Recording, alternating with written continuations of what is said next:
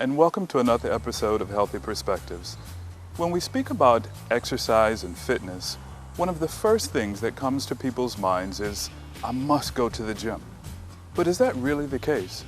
Do we have to engage in some high-impact, boring exercise or exercises to see the results we want and achieve the level of health that we need? According to some, we don't. I recently sat with Charlene Kopansky, president and founder of the Canadian Aqua Fitness Leadership Alliance, and she tells an interesting tale about our use of the ocean in achieving our fitness goals. In just a moment, we'll hear her perspective on aqua fitness and its perceived benefits. You know, we speak quite a bit about our overall well-being. We're talking about lifestyle changes, the importance of staying physically fit, active. Many times we talk about going into our local gyms. We at AUA have been doing a number of walks. But today we're here with Charlene Kopansky, talking about fitness, or taking a different approach to fitness. One with regards to water and how we can engage ourselves more with water and being physically fit by the level of activity that we have in the water. So Charlene, I ask you this very first question. What is water fitness? Wow, that's a great question. And here we are with the ocean in the background, and this is the community pool here. And instead of thinking about getting into water and swimming, think about getting into water in a vertical position and starting to exercise. So you don't have to get your face wet, you don't have to get your hair wet, and you can start to do movements that feel good on your body. Looking at ocean fitness or water fitness in a pool, standing up, starting to move your arms and your legs in a way that feels good. So water fitness can be whatever you want it to be. It can be gentle range of motion movements, just getting the body, waking the body up, moving the shoulders and the hips and the arms in a way that feels good. So is it as effective as other forms of exercise? Water fitness, the effectiveness of water fitness is it's very similar to fitness on land. Okay. It's effort dependent. The harder you push and pull the water, the more effort you expend, the more work your body does, and therefore the more calories you expend. And water fitness has some special qualities to it. When you push and pull the water, you have resistance in every single direction that you move, which is different than land. And you have that resistance and you can control it. You can make it harder and you can make it easier by how you move your hands, your arms, and your legs. So you are empowered to make a decision about how hard you want to work. If your hips sore, your back sore, your shoulders are sore, you can change the intensity of your exercise really simply. The other great thing about water is there's no impact. Okay. The deeper you are in water, if you're brave enough to go up to your chest in water or up to your shoulders in water, you virtually eliminate impact. And one of the things that does hurt some people, hurts their knee joint, their ankle, their hips, and their back, is impact. And we've really removed that in water. You have buoyancy that lifts the body up, and unloads the body, and allows us to work without that joint compression and squeezing of the joints. So our movement is freer. We can move with freedom, we can feel relaxed in the water, and we can get a great workout. That's depending on how hard we decide to push and pull the water. So because of it being low impact, then you're saying then the chances of further injuries are minimal? Absolutely. And so if people are coming into this form of exercise in the community pool in the ocean, there's an opportunity for people to prevent injury or to rehabilitate from injury. So, or from an athletic training point of view, if you're looking at high-level Olympic athletes, I know of many high-level Olympic athletes that are exercising in water. They're cross-training. They're doing that hard land-based activity, and then they're getting it in water to recover or to do some cross-training without impact. We know that impact injures athletes. Right. So trying to do sports-specific training in water will really help an athlete to train. Well, I'm glad you bring the point up about Olympic athletes because I'm not a small guy. And are you saying then that the level or the outcome of working out in the water is going to be as similar as what I would get, let's say, going to the gym? Am I going to see the same level of result? Yes, you will. Yes, you definitely will, because you still have the opportunity to improve your cardiovascular fitness, the fitness of your heart, the ability of your heart to work and deliver oxygen to your muscles. You still have the ability to improve your flexibility. So your ability to stretch and lengthen your muscles, and that improves, it prevents falls and injuries associated with falling. If you have a sprained ankle and you just cannot load that ankle and get impact on that ankle, you go in the water, you run in the water, or you walk in the water as deep as you're comfortable, and you can get some training all around the body, multi-directional resistance all around the body.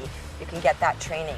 You can improve your muscular endurance, you can improve power, you can improve coordination, all of those components of fitness. And most people want to improve their body composition. So decrease the amount of fat they have in the body, increase the amount of muscle tissue, and you can do that in water, similar to how you can do it on land, without the impact and without that pain associated with joint compression, pressing on those joints. Interesting, interesting. My concern is, though, or additional question, the research is saying that we should do at least 30 minutes of exercise per day. But now the level of resistance that I'm getting in the water is obviously, or in my opinion, not the same as that I may get again in the gym. Do I need to be in the water longer, or the same 30 minutes? Same 30 minutes. Same 30 minutes. And it can be 2 times 15 minutes, or it can be 3 times 10 minutes, or it can be a 30-minute session all at once, and the results will be the same. And I think it's one of the things about water fitness is learning how to stabilize with the waves and the currents and the turbulence that's generated when we're moving in water. So that trains the core. So simply learning how to stabilize and stand tall in water will work your abdominals and your stabilizing muscles in your back. So what happens is there's a learning curve, just like when you learn to ride a bike when you're little. Right. You learn to ride that bike and there's a learning curve. Someone has to hold onto the handlebars in the back of the seat, and then you have your training wheels, and then you can take those training wheels off, and then you begin to ride on your own. And it's the same with water fitness, learning how to be comfortable moving your arms through the water while stabilizing your body and working your core and your abdominals. So there's a bit of a learning curve, and I think that happens by just adding one exercise at a time and gradually building up to your 30 minutes, where you know the variety of exercises that you can do that will help your body. which obviously then means that this water fitness and water exercises are good for all age ranges, They definitely are. from the smallest to They definitely are. to the eldest. And in Canada, we've introduced a program. It's got different names, Mom and Baby, or Baby Fit, or Diaper Fit, and we have floating seats. They look like ducks, actually, or birds or dolphins. And these babies sit in a mesh seat in the water, but they're floating. And so the caregiver, mommy or daddy or grandma or grandpa, or the caregiver, will be in the water with the baby. So they'll push and pull the baby and this way, and the person who's in the water with the baby gets to exercise. And it's a great role model for the baby. So the baby sees this adult exercising, and that begins to be imprinted in their learning patterns, and they recognize that this is something I am going to do. We also know that children love to move, and I've seen children playing in the ocean, and I'm thinking, wow, if we had some music that we could play on the beach and get children moving to music and vibing and meeting new friends, and then adults, obviously, getting more adults using the community pool that you have right here at your doorstep. What is it, 365 beaches in Antigua? Right. I mean, wow, it's just amazing, the potential here. So basically, I think as a population, we do utilize the beaches quite often. However, it sounds to me that you're saying that we need to do it more often. How do we start? I think a great question, and I think we start by creating an opportunity for people to know how to move in water, like a technique class, here's some ideas. I think the other thing too is what we're wearing. So having foot protection, something to protect our feet if we're deciding to touch the bottom. Okay. Having proper clothing to cover. This is actually a top that I go into the ocean with because it's made for going into water, and it protects my neck if I do it all the way up, and it protects my arms. Having a big sun hat on that you can tie on if it's a bit windy. By the way, I love the breezes in Antigua. They're wonderful. And then wearing pants down to about the knee, and wearing a full a full bathing suit so that you can jump around and not worry about things moving in places you don't want them to move in. Things stay in place. Things stay where they're meant to stay. So really being outfitted correctly so that you're comfortable. And quite often we have people who wear a long sleeve t-shirt.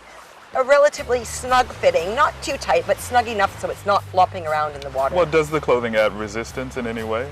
Yes, it will. But I don't recommend loose fitting clothing. I recommend things that are fairly close fitting, not too tight, but are close to the body. Now, my concern is here in Antigua, how what you are telling us about with regards water fitness, how does it really benefit us here? So what brought you to Antigua? Well, actually, I met an Antiguan at a conference in Canada, and this person was participating in a session called Deepwater Running, I'm in Heaven. It's a 3-hour session that I facilitated in Toronto at a huge conference. And at the end of this 3 hours, we did an hour and a half in the water and an hour and a half on land, this Antiguan put up her hand and said, "Would this work in the ocean?" And I said, "Absolutely." And she said, "I'm going to talk to you." So that was about 6 or 7 months ago, and here I am. And just to let you know, I really believe in promoting the joy of movement. I believe movement needs to involve not only the body, the physical body moving, but also the mind thinking and the spirit feeling, so that when we're moving, we feel good, we feel happy, it's joyful, we get something out of it. Not only physical, we know that the physical benefits are numerous when exercising in water. And what I would like to see happen here in the Caribbean is really expanding water fitness so that when people get into the water, they know, what do I need to do with my body technically in order to make sure I don't get injured and in order to make sure I get the results I want. So whether that's burning calories or improving my muscle tone, improving my energy levels. So I believe that what I'd like to see happen in the Caribbean is people being empowered to make decisions about how long they want to exercise in water, what exercises they want to do, and then custom designing their exercise program to suit their needs. So that protects them from injury. It gives them permission to change an exercise if it doesn't feel good. And it's pleasurable because they have control. There's control on behalf of the person in the Caribbean. And so when I have been to the Caribbean many times, and I have actually been facilitating classes in resorts, so in pools. And this individual said, "Well, why can't we do it in the ocean?" And I thought, well, yeah, I love exercising in the ocean. Whenever I go to the Caribbean, I do that. Mm-hmm. And so why don't we bring the community into the ocean rather than always relying on the use of pools? So I see the benefits to both. I see the benefits of exercising in a pool where you can touch the bottom and you feel safe. However, exercising in the ocean, I know that Caribbeans know how healing Well, and the water that's is. the thing, and I'm glad you raised that point. It's customary for us. We go to the ocean when we're not feeling well. You have a cold, you have the flu to drain. When your body's sore, the ocean is always Exactly. excellent for that. So now basically what you're saying is we have all of these lifestyle diseases, the hypertension, the diabetes, the cardiovascular disease. So now we're saying that the exercise that we can add to our lifestyle is going in the ocean to help with those conditions themselves. That's right. And I also think adding stress release, trying to get out of your regular pattern of life, trying to add something into your regular program, regular active daily living that's going to allow you to exercise for free. Basically, you don't have to pay to go into the ocean. It's available at any point in time between, 5 in the morning or when the sun comes up, 6 in the morning to 6 at night, 6:15 at night. And what a wonderful way to relax and de-stress while you exercise alone or with a group of friends. So you've got that social aspect. Everyone let's meet after work, or let's meet after the kids have come home from school and they're all sitting down their homework. Let's meet at the pool for 30 minutes to get some exercise. So I see this as phenomenal. Same concept. Really the same concept. Creating that social environment, or just fitting it into your own schedule, getting up in the morning and doing some exercises because you know how to exercise. And I think as a nation or a people, many times we forget what we have. We use it when we have time off for holidays or the kids are on break. However, adding it to our daily routine, which I will have to admit is a problem. Work schedules, we're busy. Everybody is busy. But now to take the time to come to one of God's beautiful creations, Right. to use it to aid in our own living is a wonderful thing. That's right. And I think even if bring the kids, if you have children, bring your boyfriend, bring your girlfriend, bring your friends, and make it like a party. Make it like a celebration where you're actually moving and exercising at the same time. So there's some joy associated with that experience. And the great thing about it is accessible. And the beaches that I've seen here so far have been, I think you have really on this island, likely the most beautiful beaches in the world. I mean, I'm looking at what you have here, the sand, the ocean, the temperature, the color, it's incredible.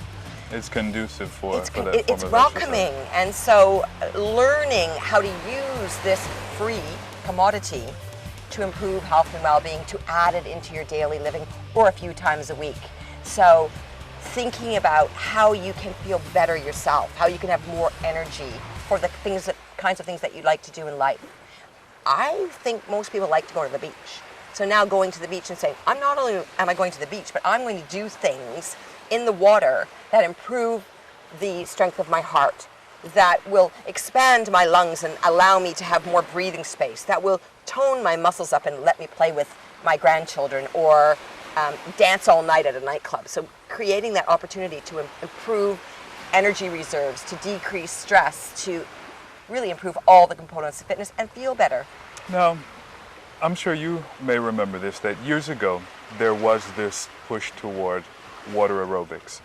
And also when it comes to rehabilitation therapy, we find that whether our physiotherapists or our physicians use water in pools to help these individuals to recover and regain their mobility. Are you saying that this is now an increased push to go in that direction again? Absolutely. Was there a lull, or did we just I'm not forget sure. something along the way? There's definitely not a lull in Canada, because we launched aquatic post-rehabilitation healing waters in Canada years ago. And there was, I'm thinking of a specific community. It has about 650,000 people in this community, city. And they decided to build a therapy pool, so a pool that was warm. And now, 6 years later, they're building 6 therapy pools in that city, because they notice that people with multiple sclerosis, people with heart disease, people with obesity challenges where they cannot, it's just not comfortable to exercise on land. They get overheated, their joints hurt, they're embarrassed, they don't want to stand in a group of people on land. So you get into the water, you're hidden. No one knows what's going on under the water. It's like a blanket. So that blanket effect where you put your outfit on, you have longer pants if you want, cover your body up, stroll into the water. You can be as uncoordinated or coordinated as you like. You can be as fit or unfit. You can have a shape that is on the front of a magazine or not, and it doesn't matter, because once you get in the water, everyone's equal. It's a great equalizer. And one of the slogans I learned from a colleague in Australia, her name is Irene Wallen, she had a company called H2Oz. She said, all gain, no pain. And I'm like, yeah, that's right.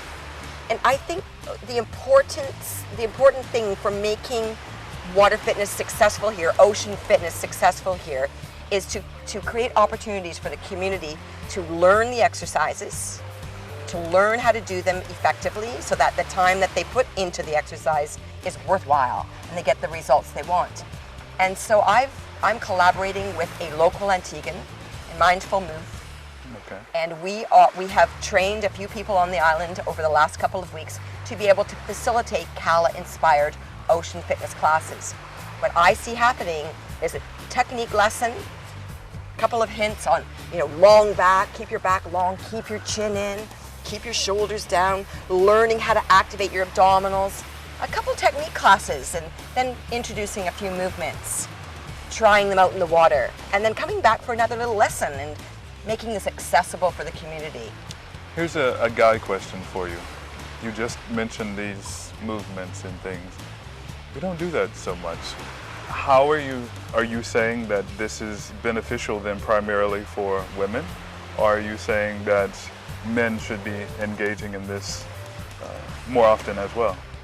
Well, yeah, I mean, the more men, the better, actually, because it's a great exercise for both men and women. Now, traditionally, water aerobics or water fitness attracts women, and we're noticing that shift is happening in Canada. We're noticing that when we bring in boot camp, aqua boot camp, ABC, when we integrate interval training into the experience for men and for women. So we've got things like moving fast for 15 seconds and then recovering. We have a whole experience that's water running, water walking. So you don't have to be coordinated. Most people can walk. You get in the water and you try to walk, there's a few little things that happen because of resistance, but learning how to keep your body strong while you're walking and get that benefit from just simply a walking movement or a running movement. We also have someone within our course that is affiliated with the Minister of Sport and is actually involved in tennis. So we're hoping that we can bring sport-specific movements into the water that mimic some of the strokes that are involved in tennis. We know that tennis involves stopping and starting, changing direction, and that injuries are often associated with playing tennis on land. Right. So let's cross-train, let's recover in water, let's try some of those strokes and those movement patterns that are involved in tennis, and then keep people healthy so they can play tennis longer. So really there are sport-specific classes. There's aqua kickbox, there's aqua pre and postnatal, so for pregnant women who, wow, I mean, they're carrying that load Right. and doesn't feel good to work out on land. There's so much that we can do in water. It's really, the only thing that would limit the development of water fitness is someone's imagination. So We're going to take a break and continue our discussion with Charlene Kopansky. Welcome back. We're continuing our discussion with Charlene Kopansky.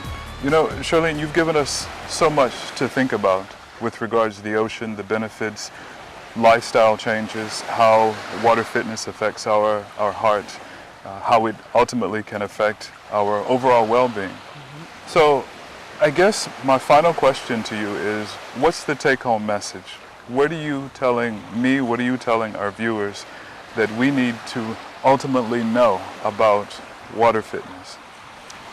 to summarize, I feel that water fitness is a means of creating an opportunity for people to feel better, for them to feel refreshed while they're exercising, to get that vitality through movement, and to be able to do it whenever they want. So you've got something accessible, available, on your doorstep, basically. And that water movement feels good. It feels comfortable. It's unloaded, and you can exercise as easy or as hard as you like. So it's all up to you. And I have this saying about water, and that is, movement in water can be pleasurable, and you can protect yourself from injury. So really looking at having a pleasurable experience while protecting myself and becoming fitter at the same time. What more could one want? Amen. Thank you so very much for your perspective on water fitness. You're welcome. Our guest today, Charlene Kopansky, describes aqua fitness as being like time spent in the weight room, while doing an aerobic class, while going for a run, all at the same time. Still seeing and feeling the results, however, without the pain. Nonetheless, never forget, whichever method of exercise you choose, being physically active helps improve our health and our lives. Exercising helps us to relax, reduce stress, gain energy, improves our sleep. These combined benefits all work toward decreasing heart disease, diabetes, high blood pressure. You don't have to do a cardio routine, strength training, and flexibility all at once. You just have to do them regularly. While it is always good to speak to your doctor before starting an exercise routine, we hope you too may be able to experience the positive benefits of aqua fitness. Take care of yourselves, Antigua and Barbuda. We thank you for spending time with us today and for allowing us to share healthy perspectives with you. Be well, and may your perspectives always be a healthy one.